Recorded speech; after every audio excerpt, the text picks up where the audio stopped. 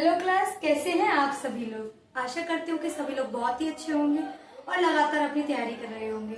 तो जैसे कि हम लोगों ने कल कुछ एमसीक्यूज करे थे, आज फिर से हम आपके सामने कुछ एमसीक्यूज नए लेकर हाजिर हैं। तो चलिए स्टार्ट करते हैं अपनी क्लास को, देखते हैं कि क्या करना है। चलिए आइए।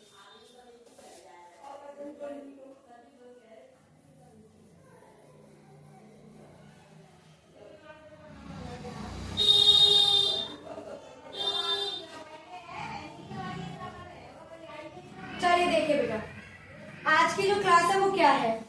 तो हम लोग क्वेश्चन देख रहे हैं। पहला फर्स्ट क्वेश्चन में दे रखा है 1 से 15 तक की सम संख्याओं का समांतर माध्य होगा। तो चलिए बेटा इस क्वेश्चन को सॉल्व करते हैं कि 1 से लेकर 15 तक की कुछ संख्याएं हमें गिवन है। 1 से लेकर 15 तक हमें सम संख्याओं का समांतर माध्य निकालना है। तो बेटा देखिए समांतर माध्य कैसे निकालेंगे हम इसका। तो समांतर माध्य बराबर 1 से 15 तक की सम संख्या बेटा क्या होती है, 2, 4, 6, 8, 10, 12, 14। कितने हैं बेटा, 1, 2, 3, 4, 5, 6, 7।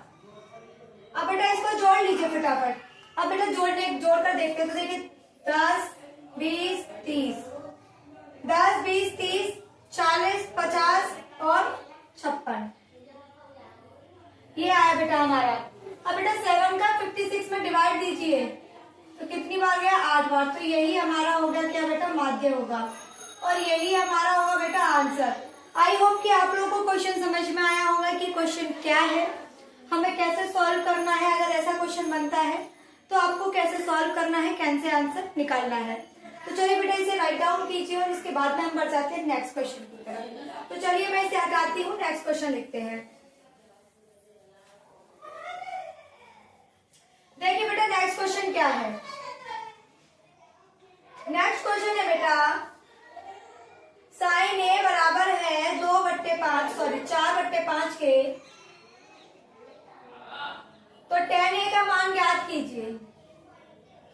तो बेटा साइन ए बराबर 4/5 है, आपको tan ए की वैल्यू निकालनी है।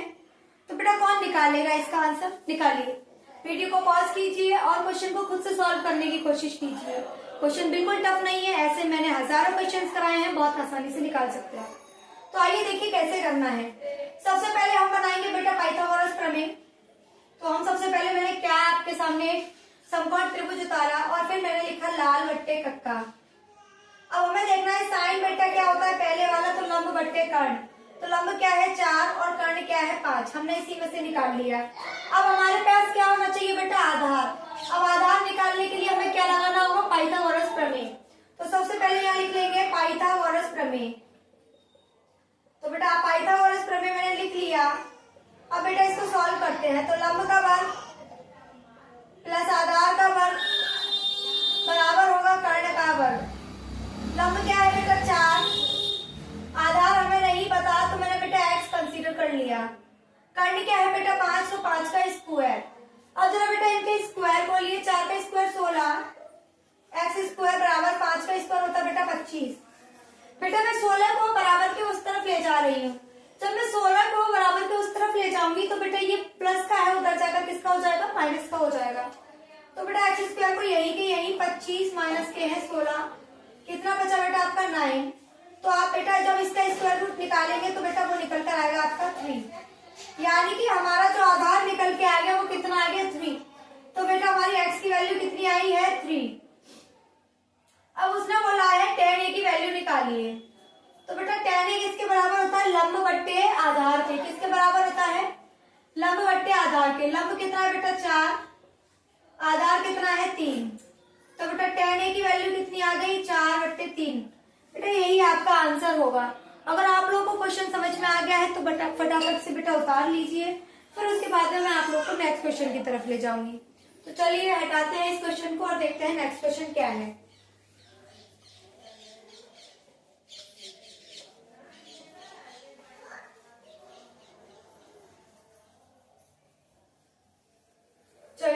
देखते हैं। नेक्स्ट क्वेश्चन देखते हैं बेटा। नेक्स्ट क्वेश्चन क्या है? नेक्स्ट क्वेश्चन है 3x² माइनस के 8x प्लस c बराबर 0 के मूल बराबर हैं, तो c का मान निकालिए।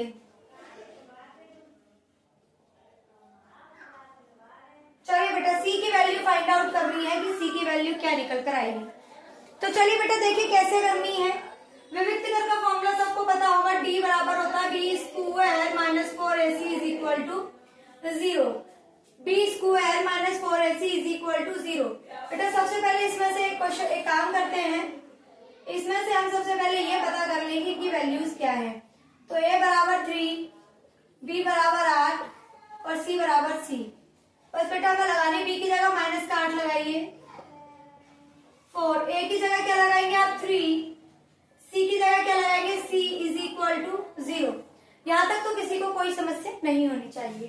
बेटा 8 का स्क्वायर कितना होता है बेटा 64, ये कितना होता है 12, c बराबर 0। अब हम क्या करेंगे 12c को उस तरफ ले जाएंगे, तो 12c बराबर 64। अब बेटा 12 को 64 में भाग लगा देंगे 12 का, तो c को यही रखेंगे 64/12। तो देखिए बेटा 4 से गया 16 बार और 4 से गया 3 बार, तो c की वैल्यू कितनी आ गई बेटा 16/3। यही क्या होगा बेटा आपका आंसर होगा, यही क्या होगा बेटा आपका आंसर होगा। अगर आपको ये क्वेश्चन समझ में रुक जाइए बेटा, आंसर कुछ और आ रहा है।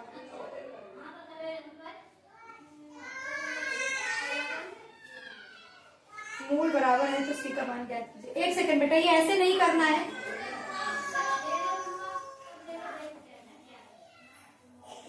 देखो बेटा मूल इसके क्या होते हैं, मूल होते हैं अल्फा प्लस बीटा, और उसने बोला है दोनों मूल बराबर है, तो अल्फा प्लस बीटा का मान अल्फा इंटू बीटा के बराबर दे रखा है।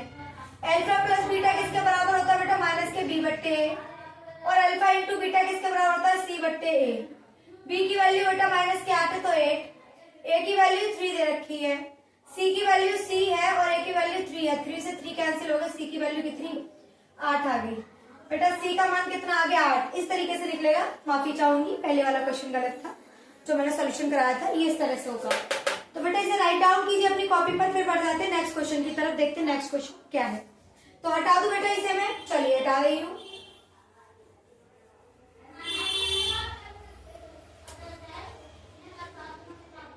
नेक्स्ट क्वेश्चन है बेटा आपका माइनस के 2,6 और माइनस के 2,10 का मध्य बिंदु बताइए। बेटा मध्य बिंदु का फॉर्मूला मैंने आप लोगों को कई बार लिखवाया है। जब भी मैंने कहा है निर्देशांक ज्यामिति से रिलेटेड कोई भी क्वेश्चन बने, 3 से 4 फॉर्मूले आपको याद होने चाहिए। डिस्टेंस का याद होना चाहिए, मीडियन का याद होना चाहिए, और लास्ट आपका बचता है बेटा क्या, आपको रेशियो का फॉर्मूला याद होना चाहिए।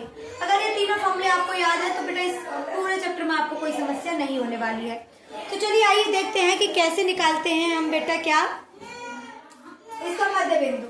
तो बेटा देखिए मध्य बिंदु कैसे निकाला जाता है। तो मध्य बिंदु का फॉर्मूला होता है बेटा x+x1 + x2/2 y1 + y2/2। ये होता है बेटा हमारा मध्य बिंदु। तो बेटा ये x1 ये y1 ये x2 ये y2। तो x1 कितना बेटा -2 और x2 कितना -2/2 y1 कितना है 6 और y2 कितना है 10/2। यहाँ तक आप लोगों को कोई दिक्कत नहीं होनी चाहिए, कोई परेशानी भी नहीं होनी चाहिए, क्योंकि यहाँ तक तो कुछ था ही नहीं। बेटा इनको जोड़ लीजिए, -2 और -2 -4/2 16/2। बेटा इसे कैंसिल कीजिए, -2 बार गया, इसे कैंसिल कीजिए 8 बार गया, तो -2,8 बेटा यही क्या होगा हमारा आंसर होगा। अगर यहाँ तक क्लियर है इसे उतार लीजिए, इसमें कुछ भी नहीं था। कैसे करना है, जब भी अगर आपके क्वेश्चन में आता है पेपर में, सॉरी क्वेश्चन पेपर में आ जाता है, तो आप लोगों को ये क्वेश्चन में कैसे सॉल्व करना है इसे उतारिए, फिर उसके बाद में बढ़ते हैं नेक्स्ट क्वेश्चन की तरफ। देखते हैं नेक्स्ट क्वेश्चन क्या है। हटा दो बेटा इसे।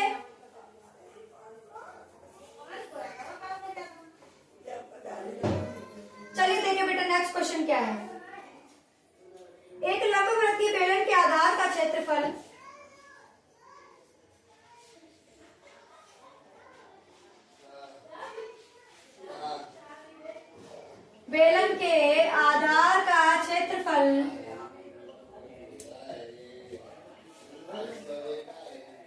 9 पाई सेंटीमीटर है, तो उसके आधार का व्यास ज्ञात कीजिए।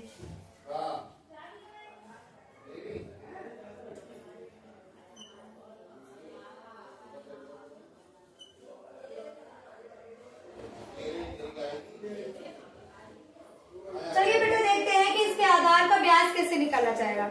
आइए स्टार्ट करते हैं। तो क्या करना है, सबसे पहले बेटा हमें एक बेलन बना लेना है।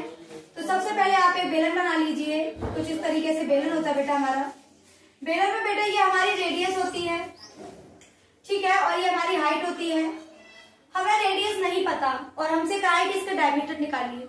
डायमीटर क्या होता है बेटा, यहाँ से लेकर यहाँ तक की दूरी को डायमीटर कहते हैं बेटा। जो यहाँ से लेकर यहाँ तक की दूरी होती है वो डायमीटर होती है। तो बेटा डायमीटर कितने के बराबर होता है, डायमीटर बराबर होता है 2 मल्टीप्लाई बाई रेडियस। सबसे पहले हमें बस एरिया दे रखा है, सबसे पहले हम एरिया को सॉल्व करते हैं, वहां से रेडियस निकालेंगे और उसके बाद में हम डायमीटर निकालेंगे। तो चलिए आइए देखते हैं कैसे किया जाएगा। तो बेटा हमारा ये नीचे सर्किल बन रहा है और सर्किल का क्षेत्रफल क्या होता है, वृत्त का क्षेत्रफल पाई आर स्क्वायर, और हमें बेटा वृत्त का क्षेत्रफल ऑलरेडी गिवन है 9 पाई। बेटा पाई से पाई क्या हो गया, कैंसिल हो गया। अब बेटा आर स्क्वायर बराबर कितना दे रखा है 9। बेटा जब हम यहाँ से स्क्वायर हटाएंगे तो उस तरफ क्या चढ़ जाएगा, स्क्वायर रूट लग जाएगा। तो बेटा मैंने यहाँ से स्क्वायर हटाया और यहाँ पर बेटा स्क्वायर रूट लग गया। अब बेटा जो हमारा 9 दे रखा है, 9 कितने का स्क्वायर होता है, 9 3 का स्क्वायर होता है। कितने का स्क्वायर होता है, 9 3 का स्क्वायर होता है। और जो बेटा स्क्वायर होता है वो अपने आप से रूट को कैंसिल आउट कर देता है। तो बेटा कैंसिल होने पर आर बराबर कितना आ गया, 3। हमारे पास बेटा जो रेडियस है, इतना डिस्टेंस है, वो कितना निकल आया, 3। अब हमें बेटा निकालना है डायमीटर। डायमीटर क्या होता है बेटा हमारा, 2 मल्टीप्लाई बाई रेडियस के। तो 2, रेडियस कितना है 3, 2 3 6। तो बेटा हमारा जो डायमीटर निकल के आया वो कितना निकल कर आया, 6। यानी कि इस पूरे की डिस्टेंस कितनी है बेटा, 6 है आपकी। अगर आप लोग को ये बिल्कुल क्लियर है तो बेटा बढ़ जाते हैं नेक्स्ट क्वेश्चन की तरफ और देखते हैं कि नेक्स्ट क्वेश्चन क्या कहता है। चलिए हाँ, तो क्लास आप लोगों ने अगर ये क्वेश्चन उतार लिया है तो चलिए नेक्स्ट क्वेश्चन की तरफ बढ़ जाते हैं। नेक्स्ट क्वेश्चन क्या कह रहा है हमारा, चलिए देखिए।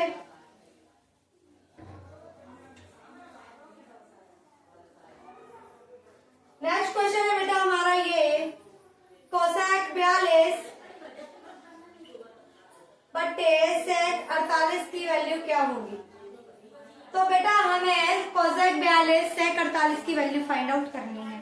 तो कुछ नहीं करना है, आप लोगों को मैंने इस तरीके के क्वेश्चन कई करा रखे हैं।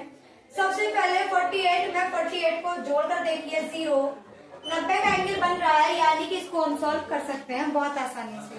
तो हम क्या करेंगे बेटा, कोसेक 42 को मैं कोसेक 90 माइनस 48 लिख सकती हूँ, क्योंकि मैं 90 में से 48 माइनस करूंगी तो बेटा हमारा 42 ही बचेगा। तो बेटा कोसेक 90 माइनस थीटा होता है बेटा सेक थीटा के, सेक 48। बेटा सेक से सेक कैंसिल हो गया तो आंसर कितना बना, आंसर बना बेटा आपका 1। कितना आंसर बना, 1 आंसर बना। अगर आपको समझ में आ चुका है तो बेटा फटाफट से इसे राइट डाउन कीजिए अपनी कॉपी पर और फिर हम लोग निकालते हैं दूसरा क्वेश्चन क्या है। देखते हैं नेक्स्ट क्वेश्चन क्या कह रहा है, इसे हटा दे बेटा। चलिए देखिए नेक्स्ट क्वेश्चन क्या है। देखिए बेटा नेक्स्ट क्वेश्चन क्या है। नेक्स्ट क्वेश्चन बेटा आप लोगों को दे रखा है, हाँ तो बेटा आप लोगों को क्वेश्चन दिख रहा होगा, इसे फटाफट से रीड आउट कीजिए, कोशिश कीजिए इसे सॉल्व करने की। क्वेश्चन क्या है बेटा, y का मान ज्ञात कीजिए जिसके लिए बिंदु P, A और Q के बीच की दूरी का मात्रक 10 है। तो हमें बेटा इसे सॉल्व करना है। देखिए इसे कैसे सॉल्व करेंगे, आइए हम इसे सॉल्व करेंगे कैसे। बेटा मैंने आप लोगों को डिस्टेंस का फॉर्मूला बताया हुआ है, हमें कुछ नहीं करना है, हमें डिस्टेंस का फॉर्मूला लगाना है। सबसे पहले मैं आप लोगों को ये क्वेश्चन समझा दूं कि y की वैल्यू आप कैसे निकालेंगे। तो देखिए कैसे निकालेंगे, यहाँ पर हमें कोई दो बिंदु दे रखे हैं P और Q, जिनके बीच की दूरी 10 मात्रक दे रखी है। P के हमें जो पॉइंट है 2,-3 और 10 के पॉइंट जो है वो 10, y दे रखा है। उसने बोला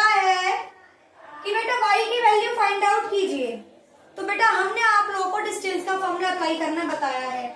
तो बेटा डिस्टेंस क्या होता है, x2 माइनस x1 का whole square plus y2 minus y1 का होल स्क्वायर। डिस्टेंस हमें ऑलरेडी गिवन है 10। x2 कितना है बेटा हमारा, x2 ये है, y2 ये है, x1 ये है और y1 ये है। x2 बेटा 10 है और x1 बेटा 2 का स्क्वायर है। y2 क्या है बेटा y और y1 क्या है माइनस के 3 का होल स्क्वायर। 10 को वैसे का वैसा रखा, 10 में से 2 को घटाया तो बेटा आपका 8 बचता है, यहाँ 8 का स्क्वायर हो जाएगा plus y minus minus plus का होल स्क्वायर। यहां तक अगर समझ में आ गया है तो बेटा कुछ नहीं करेंगे, हम कर देंगे स्क्वायरिंग बोथ साइड। क्या कर देंगे बेटा, स्क्वायरिंग बोथ साइड। वर्ग करने पर 10 का स्क्वायर इज इक्वल टू, बेटा जैसे ही रूट के ऊपर आप स्क्वायर लगाएंगे तो स्क्वायर से बेटा रूट कैंसिल आउट हो जाएगा। 8 का स्क्वायर बेटा 64 होता है plus A square plus B square plus का है 2ab का होल स्क्वायर। बेटा मैंने कुछ नहीं किया है, y प्लस 3 का जो स्क्वायर था उसको खोल दिया है, तो a square plus b square, b का स्क्वायर 3 का स्क्वायर 9 होगा, 2ab 2 3 6 बाई। अगर यहाँ तक समझ में आ गया तो बेटा खत्म हो चुका है क्वेश्चन, रूट से रूट कैंसिल हो गया। मैं बेटा क्वेश्चन को ना हटा के इसको हटा रही हूँ, यहाँ से थोड़ा स्पेस मिल जाएगा मुझे। बेटा 10 का स्क्वायर 100 होता है, 64 में आप बेटा 9 को प्लस कीजिए, 73 बन गया, प्लस के है y स्क्वायर प्लस के है 6y। यहाँ तक तो आई होप सबको क्लियर हो जाना चाहिए कि मैंने क्या किया है। अब देखिए बेटा हमें क्या करना है, हम 100 को इस तरफ ले आते हैं। जब मैं बराबर के इस तरफ लाऊंगी तो बेटा 100 कैसा हो जाएगा, माइनस का हो जाएगा। मैंने आप लोगों को 50 बार समझाया है कि बेटा एक ब्रिज है, या प्लस के बैठे हैं या माइनस के, जब प्लस इस ब्रिज को पास करेगा तो बेटा माइनस का हो जाएगा, और जब माइनस वाला इस ब्रिज को पार करेगा तो ये प्लस का हो जाएगा। अगर बेटा आपको ये चीज समझ में आ चुकी है तो बेटा 100 यहाँ का माइनस का कैसे हुआ, ये बात आपके समझ में आ जानी चाहिए। चलिए बेटा देखिए आगे क्या करना होता है हमको।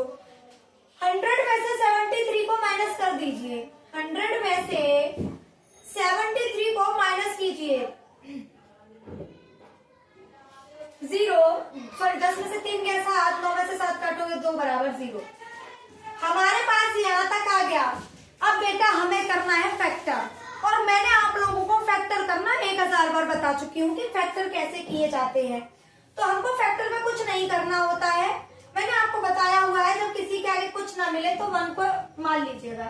मैथ्स में 1 मानने का, मैथ्स में कुछ भी माना जा सकता है। मैथ्स एक ऐसा सब्जेक्ट है जो हमें पूरी आजादी देता है, आप कुछ भी कंसीडर कर सकते हैं। तो बेटा मैंने क्या किया, 1 का मल्टीप्लाई 27 में किया तो 27 आ गया। अब मुझे 27 को ऐसी किन्हीं 2 संख्या से मल्टीप्लाई करना है जिससे मल्टीप्लाई करने पर 27 आए, यानी कि कोई 2 ऐसे डिजिट जिनको मल्टीप्लाई करने पर 27 आए, उनको जोड़ने या घटाने पर हमारे पास 6 निकल के आए। तो बेटा ऐसे कोई 2 डिजिट है जिनके मल्टीप्लाई में 27 आ जाए, तो बेटा 3 मल्टीप्लाई बाई 9 बेटा 27 होता है, और 9 में से अगर मैं 3 माइनस कर दूं तो बेटा 6 आ जाता है। तो बेटा मुझे कुछ नहीं करना है, 6y की जगह 9 माइनस 3 लिख दूंगी। मैं क्या लिख दूंगी, 9 माइनस 3, क्योंकि बेटा 9 में से 3 घटाओगे तो वो भी क्या होगा, 6 ही होगा। तो y स्क्वायर अपनी जगह पर, 6 की जगह पे मैंने minus 3y minus 27 is equal to 0। यहाँ तक किसी को कोई दिक्कत परेशानी समस्या कोई भी प्रॉब्लम है तो मुझे बताएं, तो मैं आप लोगों को यहाँ तक और समझा दूंगी, अदरवाइज मैं आगे बढ़ रही हूँ। देखिए कैसे करना है। वाई स्क्वायर को यहाँ का वैसा वाई का अंदर मल्टीप्लाई किया, जब मैंने इसके साथ किया तो 9 का वाई जब इसके साथ किया तो 3 का वाई माइनस का 27 इज इक्वल टू 0। अब बेटा क्या करेंगे, इसमें से मैंने वाई को कॉमन ले लिया। क्या किया, मैंने वाई को कॉमन ले लिया। जैसे ही मैंने वाई कॉमन लिया तो वाई प्लस 9 बचा। बेटा इन दोनों में क्या कॉमन है, बेटा इन दोनों में 3 कॉमन है, माइनस का 3। जब बेटा माइनस का मल्टीप्लाई किया जाता है तब भी साइन चेंज हो जाते हैं, और जब माइनस को बाहर यानी कि कॉमन लिया जाता है तब भी क्या हो जाता है बेटा, साइन चेंज हो जाते हैं। तो बेटा ये दोनों साइन माइनस के थे तो दोनों क्या हो जाएंगे, प्लस के हो जाएंगे। 3 बाहर आ गया तो y बचा, और 27 बाहर 27 में से 3 निकल आया तो बेटा हमारा क्या बचा, 9। जरा गौर से देखिए बेटा, दोनों ब्रैकेट सेम आ रहे हैं।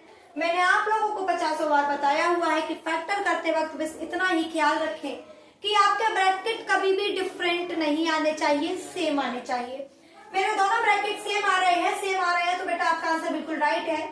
y + 9 को कॉमन ले लीजिए और बचता है आपका y - 3 = 0। अब कुछ नहीं करना है बेटा, y को 0 के बराबर रखिए और वैल्यूज निकाल लीजिए। यही हमारा क्या होगा, आंसर होगा।